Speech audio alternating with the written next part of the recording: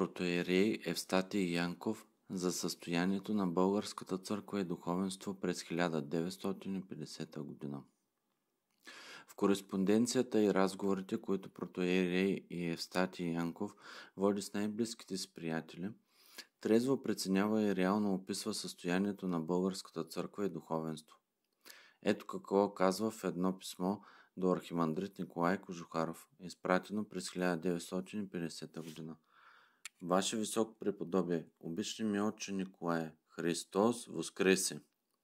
Колко е радостна, утешителна и надеждна нашата света вяра! Какъв неизчерпаем извор на радост е самовластното и живоносно възкресение на Господ Исус Христос! Какво голямо щастие е наистина да бъде човек християнин! А ние точно във вярата сме отслабнали. Каква тъга възбужда нашият клир в това отношение? Колко е обезблагодатено и обезверено в болшинството си нашето свещенство?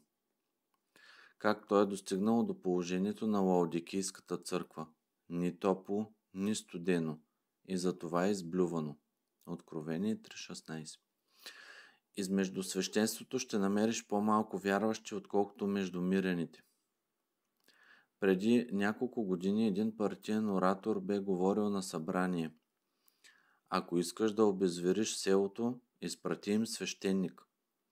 И той, без да се трудим ние, ще изпълни прекрасно задачата, ще обезвери селото.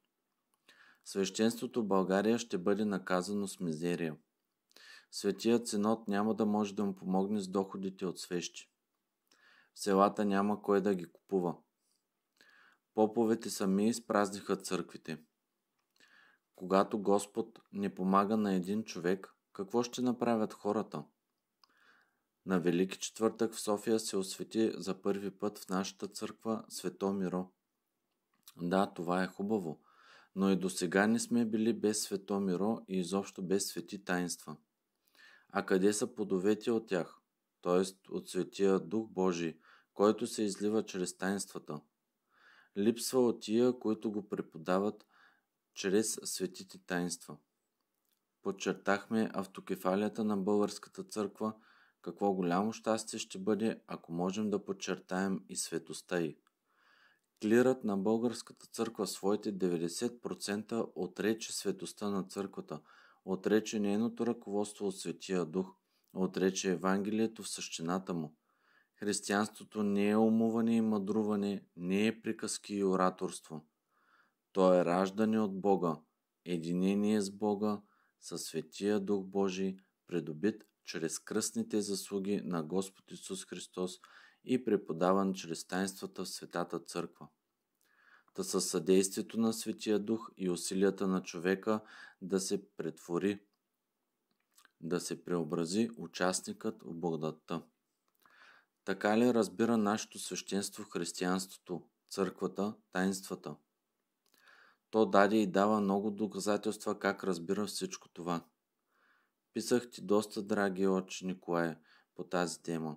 И от писаното можеш да разбереш, че ми е мъка заради голямото обездушаване, т.е.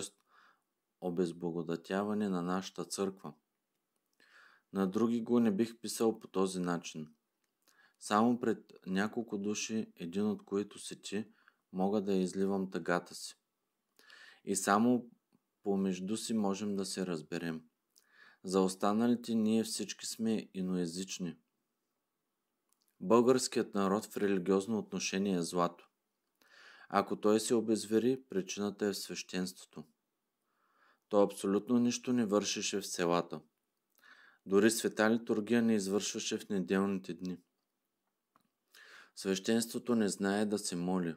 То е невежо в свещеното писание. Напълно загубено. Виж, акуратно отива на гробищата, защото има порязници. А така също акуратно ходи да ръси на Кръстов ден и Йорданов ден. Сега вече му приседна. Сега вече са по-малко порязниците, а за ръсене и дума да не става. Ще чака от продажбата на свещи. Но ще има много здраве и от тях, защото кой ще ги купува?